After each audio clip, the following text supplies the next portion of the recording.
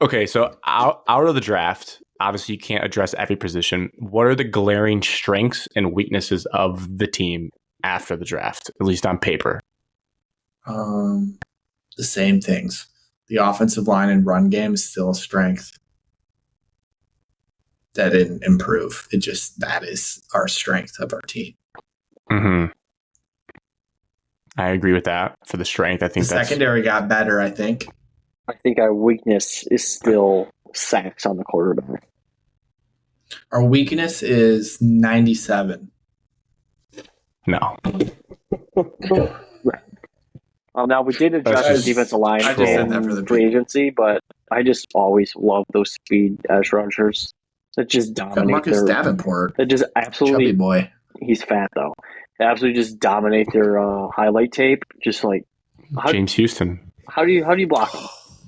Breakout year for James Houston's going to be awesome. Cut him. I would say, I think it should be mentioned, at least how Brad talks about it too, is that by taking those corners, you're kind of... Oh, talk about Aiden Hutchinson. Do it.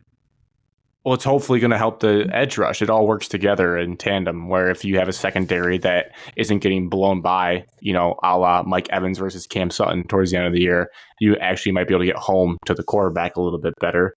So I think that'll help. To Evan's point, DJ Reader is going to clog a lot of people up as well. But in my heart of hearts, why I'm not going to give it an A draft, I did want edge help, but I also realized once you get to that point in the first round where we were, there probably isn't anyone graded as high as Terrion Arnold. Like Jared Verse went. If we could have got Jared Verse somehow, then it's like an A, because that's what I want. I want both ends collapsing. Where did he go? 17? No. I'm looking now. He went 19 to the Rams. He went to the Rams. They got him and Fiske. Yeah, I do love that for there. Yeah, he went 19. So, kind of close, but you look after us, there wasn't any edges that went crazy. No. My dad did say his text was about Rakestraw. You could have gotten Braylon Trice from Washington if you liked his... I don't know what they thought about his tape. I liked him. I think he was good, but if you wanted to get... that's the only other player I would have taken at that point if you weren't going to double up. But crazy. But really the hope is that with the secondary help, you can hold better, hold up better back there to let your guys get home. Weakness, I'm still going to throw out there, wide receiver. I'm a little nervous about it. We have one of the best in the NFL.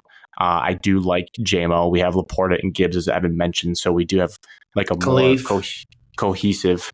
It's just that DPJ.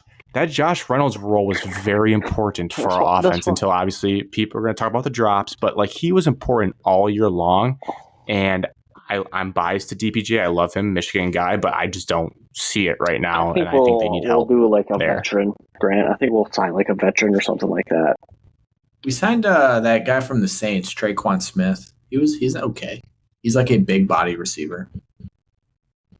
I didn't know we signed him until I saw them release like on Instagram his jersey number, and I was like, "Oh, we have that guy? Nice." Do we actually? I saw it on Instagram last time. Alex is on the gram still. Oh yeah, he's on our roster. So there you go. One name I saw floated out, one of those like Twitter names, that you're like, I don't know. If you could somehow convince Michael Thomas to come play for us in that role on a cheaper veteran deal. Oh, no. That would be pretty cool. No. Grant. Aaron Glenn, reunion, Saints. Dan Campbell, reunion, Grant? What do you mean? Damn, I didn't know we had Traquan Smith. He's not bad. Played him in fantasy once or twice. Yeah, I have definitely started him in a fantasy lineup before. All right. Well, I guess that's Josh Reynolds. I mean, Josh Reynolds was good, but like his role kind of diminished as the year went on as Gibbs and Laporta became better. Not the Rams playoff game. He was a leading receiver. He was an absolute stud. It's just because Jared loves him. Yeah, that's important. That's an important thing. Makes me a little bit nervous. But Jared let him walk. But the attention on Amon-Ra is only going to go up and up. He's only going to get more and more eyeballs every year.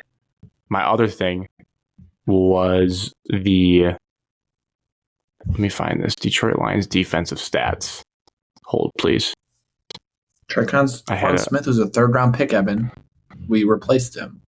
We brought in a third-round pick. I got a stat about Aiden Hutchinson for you guys that I think you'll love and appreciate. So I was looking what I was doing was I was looking at who actually played cornerback for us last year and how many games, like not just special teams, like who actually sat down and had to play corner for us. Kendall Vildor.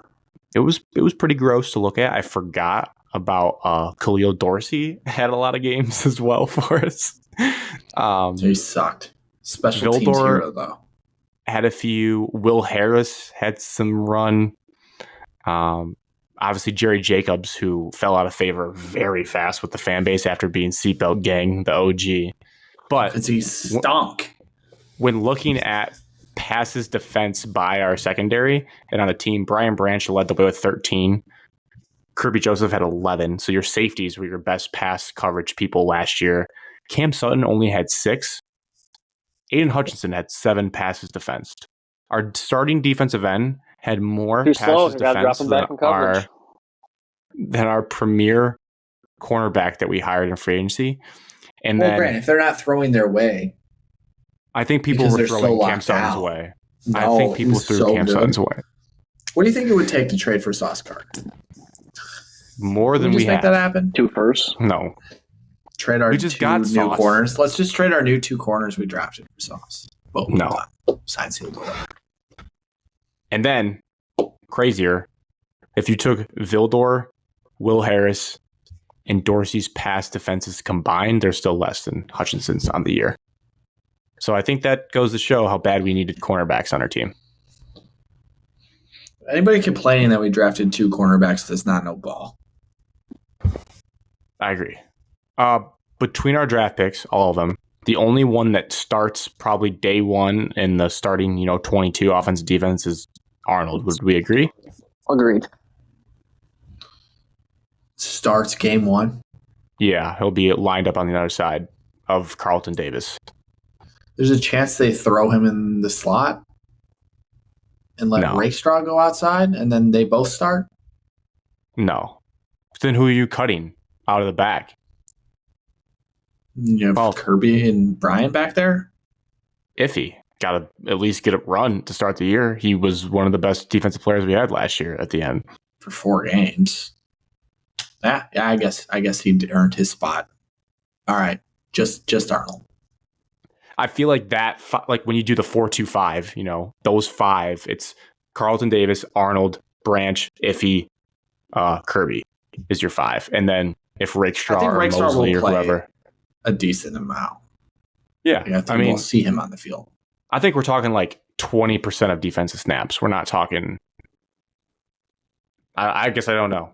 We'll see what happens. But there's going to be injuries there throughout the year, as there always are in that position. But I think Terrion gets to play like 80% plus of defensive snaps out the gate, assuming camp and everything goes well. Yeah, it might be a little battle between him and Rakestraw. They're both Alabama recruits. Oh, yeah. Those Amon-Ra versus those DB in camp is going to be good stuff. A lot of jabbing. There might be some camp fights. Oh, yeah. Might be some camp fights. There's always camp fights. Michigan didn't break the all-time draft record. Sad, but I guess who cares about those records? All I know is Michigan State got a player drafted. Samick. How do you pronounce it? I didn't even know we had anybody eligible to be drafted. By a Harbaugh, too. By John. Yeah. Blake Corum to the Rams. Sorry, not to just go into other picks, but interesting. There was a stretch of the one period I actually watched on Saturday was like 5 Michigan players in a row, and I was like, all right, that's enough. Did you guys watch? You guys didn't watch the start of day 2, did you? I did. I watched Keon and Ladd. I was saying like the intro they did for the Michigan football team. Yeah, if they're watching that. I muted it. That was disgusting. I did not watch that. I saw a tweet go out, and I was like, "Ooh, that's gonna draw some mixed reactions from the crowd." I forget that Michigan won the national championship, and I see all the media pumping them up. I'm like, why are they talking about this team? And I'm like, oh, they really actually won. Yeah. My nightmare just never ends. It still feels not real sometimes. I agree with you. Where it's like, oh yeah, they did win the title. I rewatched. Why aren't they talking about Alabama and Georgia players? They're just talking about Michigan players. Oh, they were the best. They were the best team. I think like a week and a half ago, I rewatched the longer highlight cut of the Rose Bowl just to relive it. It was the lowest rate of 5 stars ever drafted from a class. The lowest. Oh, like from an actual an all of college football. It's like 11% of the draft eligible 5 stars were drafted. Wow, it's like alarmingly low. Basically, because the scouts during COVID could not evaluate players very well.